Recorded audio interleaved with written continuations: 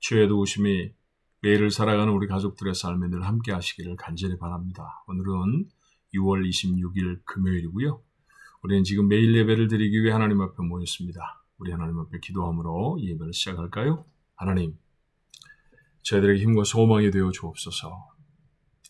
길이 없을 때 하나님을 의지의 길을 찾게 하시고 우리의 삶에 꼭 필요한 것들을 공급받기에 너무나 어려운 삶일 때 하늘을 바라보며 하나님으로부터 우리에게 임하시는 놀라운 도움들을 경험할 수 있도록 주님 도와주옵소서. 뿐만 아니라 거친 세상에 삽니다.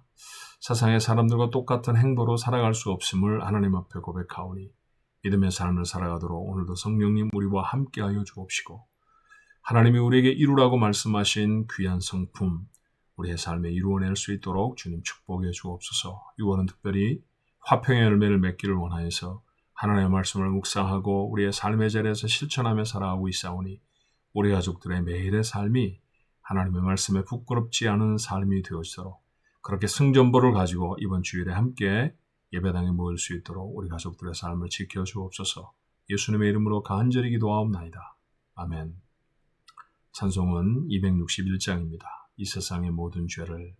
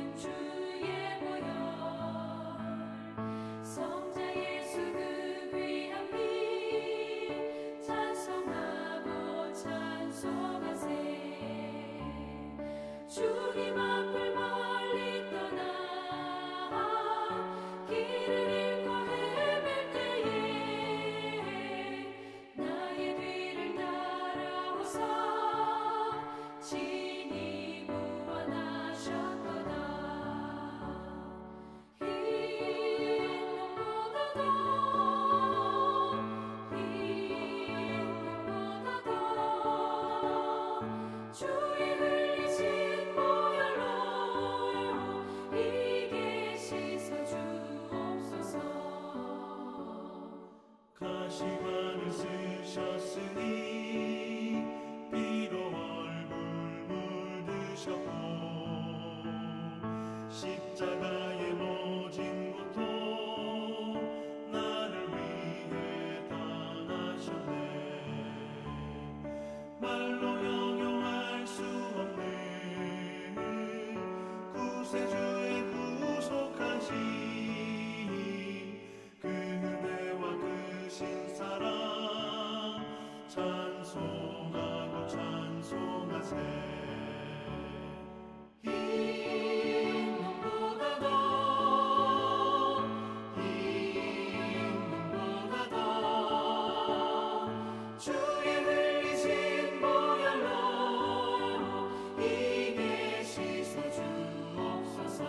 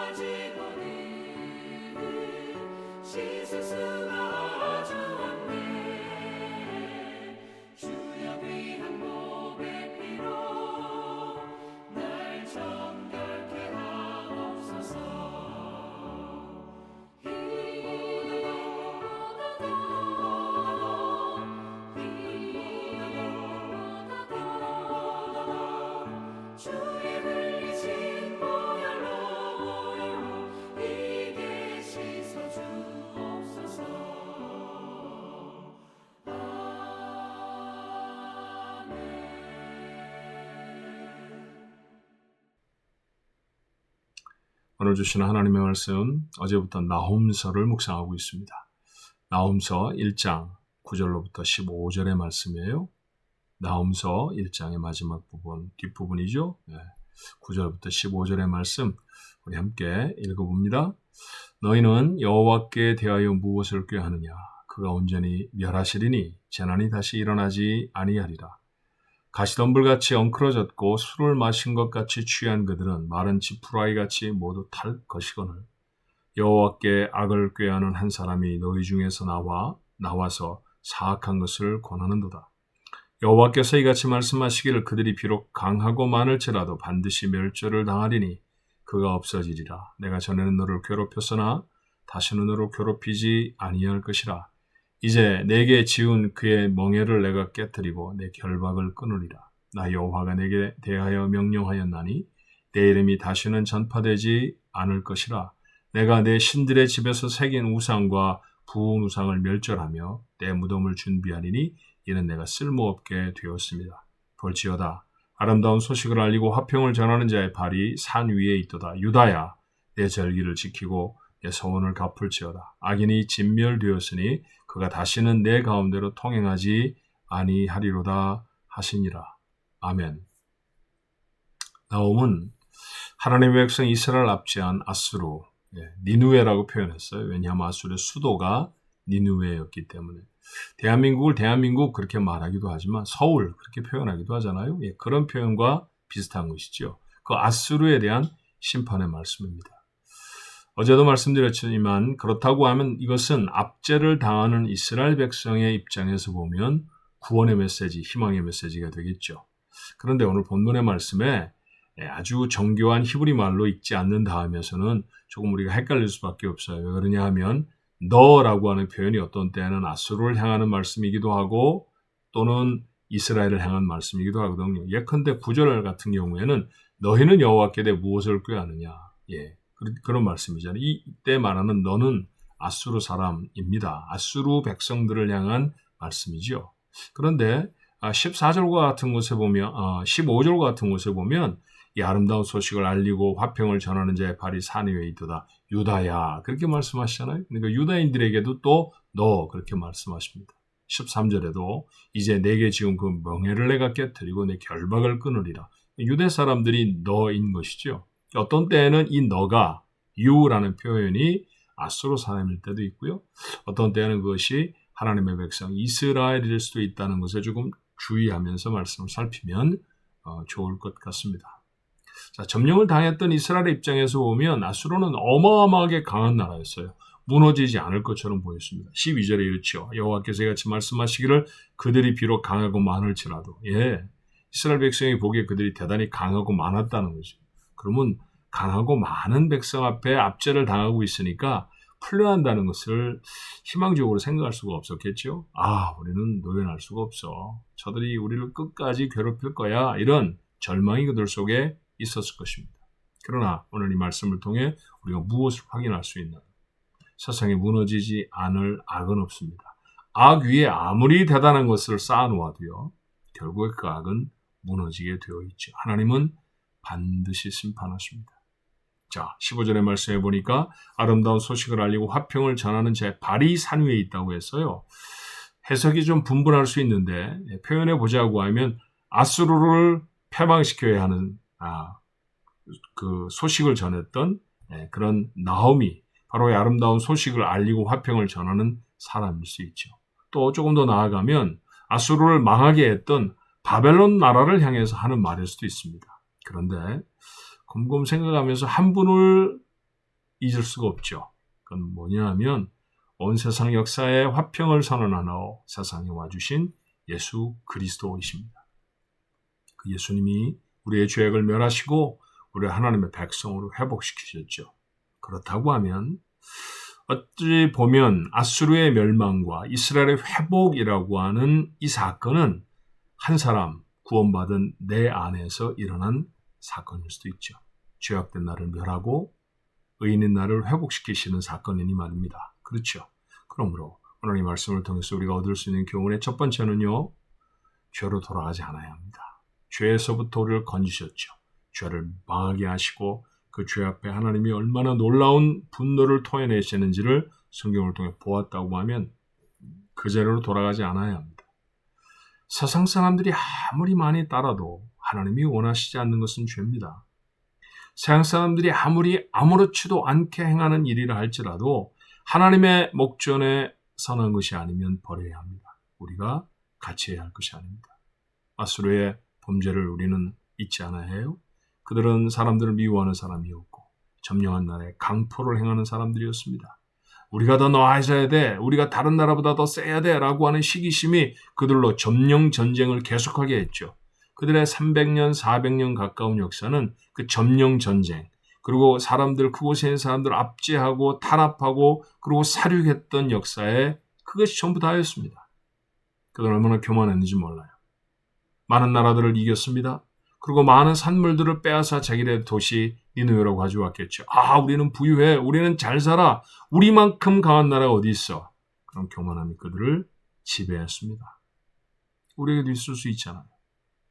미움과 누군가를 향한 언어, 생각의 폭력들이 있을 수 있고요. 시기심이, 교만이 우리 속에 있다고 하면 당장 내려놓아야 합니다.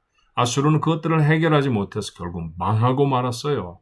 그 망하는 자리에 우리가 구원받은 우리가 있을 수는 없지 않습니까?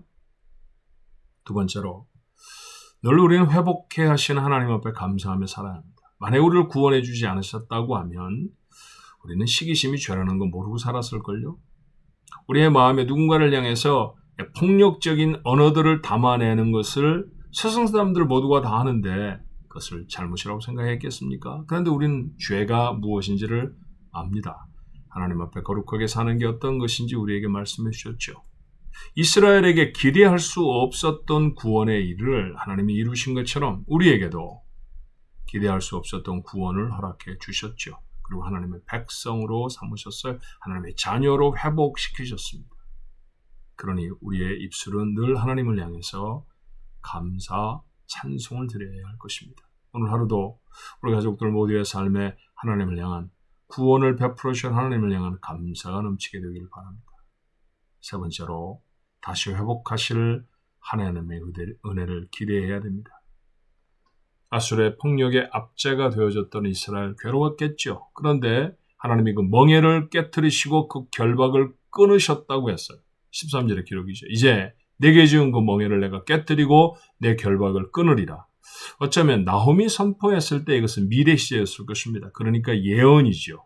하지만 우리에게 이 말씀은 예언만이 아니잖아요.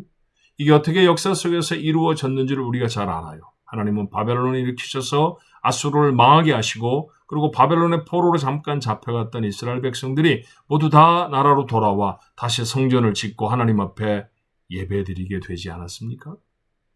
그럼 회복의 놀라운 역사를 우리는 역사 속에서 확인하는 사람들입니다. 그렇다고 하면 오늘 내 멍에, 오늘 내 결박은 하나님이 그냥 두고 보시겠습니까? 하나님은 그것도 깨뜨리시고 끌어내실 것입니다. 우리 중에 누군가는 질병에 억압되어져 있죠. 멍에를 지고 삽니다. 누군가는 가난에 결박지어져서 온전한 삶을 살아가지 못하는 사람도 있습니다. 자신의 힘에 버거운 문제와 어려움 앞에서 절망하고 좌절하고 있습니다. 그러나 그렇게 살아갔던 이스라엘 백성들을 실어버리지 아니하시고 마침내 회복하셨던 하나님의 사건을, 그 역사를 읽고 있다고 하면 그 사건이 내게도 다시 일어날 것이다 라고 하는 희망이 우리 속에 있어야 합니다.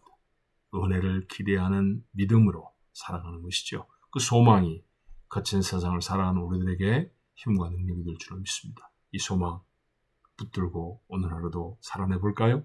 하나님의 역사를 이루어내는, 하나님이 어떻게 여러분을 회복하시는지를 여러분의 삶으로 증거해낼 수 있는, 여러분의 나옴을 기록해낼 수 있는 복된 인생들 되시길 주님의 이름으로 축원합니다. 기도하겠습니다. 하나님, 아수르는 너무너무 강한 나라였지만, 그래서 무너지지 않을 것 같았지만 저들의 죄악이 저들을 파멸로 몰아넣었고 하나님의 진노의 칼은 그들을 부수셨습니다. 그리고 그 압제 속에 있었던 이스라엘 백성들을 살려내셨죠. 하나님 같은 역사가 우리의 삶에도 이루어질 줄로 분명히 믿습니다.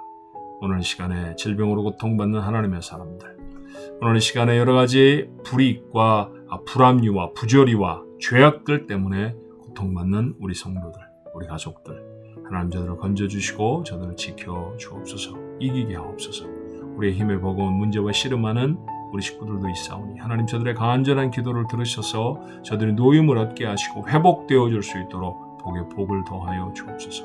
하나님의 기적이 우리 가족들의 삶에 일어나도록 축복하옵소서. 한나를 주 앞에 온전히 맡겨놓고 예수님의 이름으로 간절히 기도하옵나이다.